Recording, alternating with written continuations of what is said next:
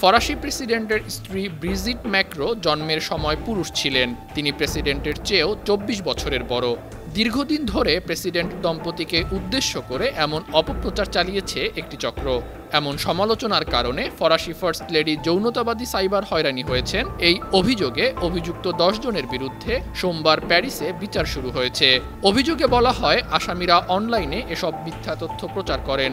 সোমবার ফ্রান্স 24 জানিয়েছে, কয়েক মাস আগে মিথ্যা তথ্য প্রচারের জন্য ব্রিজিট ও প্রেসিডেন্ট ইমানুয়েল ম্যাক্রো মানহানি মামলা দায়ের করেছেন। অভিযুক্তদের মধ্যে ৪১ থেকে ৬০ বছর বয়সী ৮ জন পুরুষ এবং ২ জন নারী রয়েছেন। দোষী প্রমাণ হলে তাদের ২ বছর পর্যন্ত কারাদণ্ড হতে পারে। প্রসিকিউটর জানিয়েছে, অভিযুক্তরা ব্রিজিট ম্যাক্রোর লিঙ্গ এবং যৌনতা সম্পর্কে অসংখ্য বিদ্বেষপূর্ণ মন্তব্য করেছেন। এমনকি স্বামীর সঙ্গে তার বয়সের পার্থক্যকে শিশু যৌন নির্যাতন বলেও প্রচার করা হয়েছে। ফরাসি ফার্স্ট লেডি ২০২৪ সালের আগস্টে প্রথম অভিযোগ দায়ের করেছিলেন। ওই বছরের ডিসেম্বর এবং পরের বছর ফেব্রুয়ারিতে সাইবার হয়রানি তদন্ত শুরু হয়। গ্রেপ্তার করা হয় আসামিদের। আন্তর্জাতিক ডেস্ক, বার্ন টিভি।